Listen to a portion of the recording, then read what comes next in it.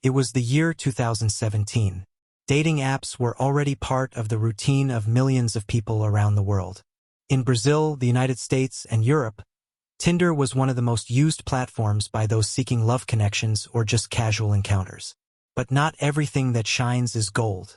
And many women who matched with a seductive, charming man full of promises had no idea they were about to fall into a carefully planned trap. This man introduced himself as Simon Leviev, a billionaire son of Lev Leviev, known worldwide for his empire in the diamond industry. Using photos of luxury cars, private jets, and five-star hotels, he built a false identity worthy of a fairy tale. The victims were intelligent, successful women accustomed to traveling the world. Many of them had public profiles on social media, which helped Shimon create a personalized and believable profile. He started with light conversations, subtle compliments, and questions about the woman's interests. Quickly, he created an emotional connection, seeming like the perfect man. Romantic, caring, and wealthy. After a few days or weeks of chatting, he would propose an in-person meeting. He flew to where the victim was, always using credit cards that weren't his, and pretended to spend fortunes on dinners, gifts, and trips. This phase was crucial for gaining trust. He showed generosity, gave expensive presents, and maintained a lifestyle that seemed unquestionably rich. But after this initial period, something changed. Suddenly came the first messages asking for money. They were elaborate excuses. "I was robbed at the airport," "I need to pay an urgent bail," or "I'm being chased by creditors." For many of these women, it was hard to believe that such an elegant and charismatic man could be lying. Moreover, he knew how to manipulate emotions, playing with feelings like love, fear, and compassion. Some of the scams exceeded 1 million Brazilian reals, or the equivalent in dollars and euros. And the worst part, many only realized the truth after losing large sums. The way he acted was extremely professional. He had fake assistants, fake private pilots, and even a security team supposedly protecting him from threats. The victims were constantly pressured to keep secrets, under the justification that any leak could put their lives at risk. This made it even harder for the women to seek help or report the case, since they believed they were dealing with something bigger than they could control. But, as the saying goes, lies have short legs. And that's exactly what happened. Some women began to suspect, compare stories, and discovered they weren't the only ones. This discovery was the beginning of a journey toward justice and revenge. And that's the story we'll follow throughout this video documentary. A real story mixing luxury, lies, manipulation, and pain. After the first contact on Tinder, Shimon Hayat, posing as Simon Leviev, knew exactly how to act to gain the women's trust. He studied their profiles carefully, looking for information about their profession, lifestyle, and even personal interests. The way he wrote was always elegant and confident. He used discreet emojis, spoke in English even if it wasn't his native language, and showed genuine interest in the smallest details of the victims' lives. In no time, he was calling the women by their names affectionately and using phrases like, "You are special," or "I've never met someone like you before." It was an effective emotional manipulation technique. To appear more real, he maintained an apparently normal routine. He sent voice messages during the day, told stories about recent trips, and talked about international business as if he were involved in them. One of the first victims reported that he mentioned real companies linked to diamonds, cited African countries where his supposed father had mines, and even mentioned private jets as if they were part of daily life. All of this was planned to create an unquestionable image. He knew that the more specific he was, the harder it would be to doubt him. And it worked for a while. When they finally scheduled the first meeting, he appeared at grand hotels, often paid for with temporary or borrowed credit cards. He made sure to be seen by staff and waiters as a rich and powerful man. Expensive dinners, unexpected gifts, and night outings were part of the strategy. He invested time and energy in these moments to build a real emotional connection between him and his future victims. The women were enchanted. A few days with him seemed taken straight out of a movie. They could hardly imagine that all that facade was only the beginning of something much crueler. After this initial period, he started changing the tone of the conversations.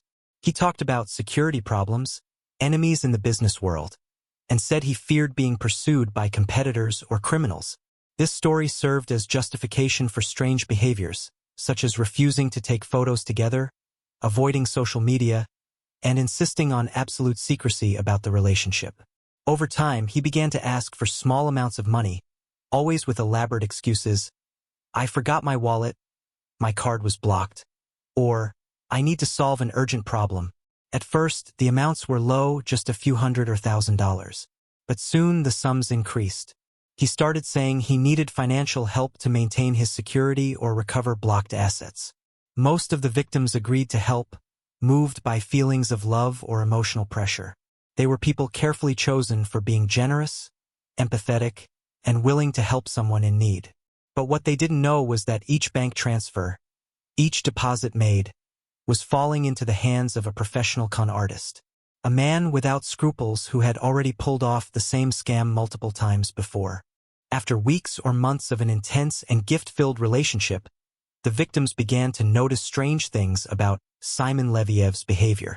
He would disappear for days without answering messages. And when he returned, he always had a new dramatic story. The excuses became increasingly elaborate. "My enemies held me captive for 2 days," "a private jet I was on was intercepted at the border," or "someone tried to poison me during a business dinner."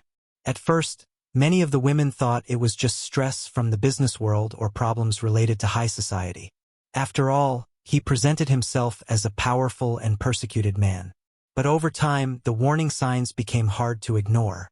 He never appeared on social media, didn't show up at public events, and avoided any visual proof of his real life. One of the victims, Cecilia C., decided to investigate on her own. She started searching for information about Simon Leviev and quickly noticed something curious. Almost nothing about him appeared on reliable websites. When she looked up Lev Leviev, Simon's father, she found plenty of real information: international newspapers, corporate profiles, registered companies. But when typing Simon Leviev, almost nothing came up. That's when she started doubting his identity. Using social media and closed online groups, Cecilia got in touch with other women who had also dated a man named Simon with the same profile. The stories coincided eerily. The same approach style, the same luxurious trips, the same money requests, and above all, the same patterns of emotional manipulation. By comparing photos, videos, and conversations, they realized they had all gone out with the same man, but at different times, as if he had a well-organized schedule of scams. With this discovery, Cecilia contacted another victim, Pernilla S., who had already lost hundreds of thousands of dollars to him. Together, they decided to confront him with the evidence they had gathered. In a tense phone call, they showed screenshots of conversations, photos, and even flight maps he supposedly took. Shimon, surprised, tried to maintain the lie for a few minutes, but soon started stuttering and changing tone. After several confrontations, he simply blocked all the victims and disappeared again. But this time, they wouldn't let it go. Determined to recover their money and prevent other women from being deceived, Cecilia and Pernilla hired private investigators and began following the trail of the con artist around the world. They discovered he used multiple fake names, bank accounts in different countries, and even used people as strawmen to receive transfers in their names. It was a complex yet well-organized scheme, and they were determined to dismantle it. Thus began an international hunt for justice involving trips, interviews, and even direct approaches with relatives of the real Lev Leviev. After confronting Shimon Hayat, or rather, the man pretending to be Simon Leviev, and realizing he had disappeared once again, the victims understood they couldn't rely solely on the police. They needed to act on their own. Cecilia C., Pernilla S., and other women who had also been deceived began exchanging detailed information. Travel dates, hotel names, bank transfer numbers, and even recorded conversations. They created a WhatsApp group called Operation Justice, where they shared everything they knew in real time. The goal was clear: gather enough evidence to report the con artist internationally.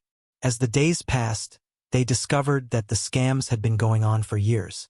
Shimon had already operated in Europe, the United States, and even the Middle East, always using fake identities and promising a world of luxury. One of the victims found an old Facebook profile that seemed to be his, but under another name. On this profile, there were old photos, some messages with other women, and even videos where he appeared talking about international business. The amateur investigations began turning into something more serious. They hired a private investigator specialized in digital crimes and money laundering, who started mapping the con artist's movements. The investigator discovered that Shimon used accounts in third-party names to receive large sums of money. He had connections in Israel, Spain, Portugal, and Turkey, countries where he could easily open accounts or use intermediaries. Additionally, he followed a pattern. After committing the scam, he would change identities, leave the country, and reappear months later with another facade, always with different but equally convincing stories. For the victims, this was shocking. It wasn't just an isolated incident. It was a carefully planned scheme repeated many times over. Shimon wasn't just a romantic con artist. He was a professional criminal. Meanwhile, they reached out to people close to the real Lev Leviev, the diamond magnate whose identity Shimon had stolen. Some employees confirmed they had never heard of Simon Leviev. A lawyer from the Leviev family responded to one of the letters Cecilia sent, stating categorically that Simon didn't exist and that they were already aware someone was using the family name for scams. This confirmation was a turning point. Now they had concrete proof that a fraud involving false identity, emotional manipulation, and million-dollar theft had taken place. Determined to take the case forward, the victims gathered all the evidence and presented a complete dossier to Israeli, British, and European authorities, requesting an international investigation. But Shimon, as clever as ever, was already one step ahead. He had vanished again, leaving behind a trail of pain, shame, and many unanswered questions. Still, the women didn't give up. They knew that even if they didn't recover their money, they could prevent others from being deceived. It was time to spread the story and warn the world about the Tinder swindler. After months of gathering evidence, exchanging information, and dealing with international bureaucracy, the victims realized it was time to go further. They knew that if they truly wanted to stop other women from being tricked, they had to tell their stories to the world. That's when Cecilia C., Pernilla S., and Elaine L. decided to reach out to the press. They began contacting independent journalists, influencers, and podcast producers, offering their full testimony. Recorded conversations, photos, videos, bank transfers, and even a detailed map of Shimon Hayat's movements. At first, many doubted the story. It was hard to believe that someone could maintain such a grand lie for so long, and even harder to accept that he had pulled off the same scam on so many intelligent, successful women. But as journalists started cross-checking the information, things began to fall into place. The dates matched, the hotels were real, the flights existed, and the fake names used by the con artist showed up in international records. A British investigative podcast decided to take on the case. For weeks, its team traveled between London, Tel Aviv, and Berlin, interviewing victims, investigators, and even people close to the Leviev family. The special episode on the Tinder swindler was released and quickly went viral. Millions of people watched or listened to the full story, shocked by the audacity and scale of the scheme. On social media, hashtags like #TinderSwindler and #JusticeForSimon victims began appearing. Women around the world shared messages of support, but also personal accounts of similar scams.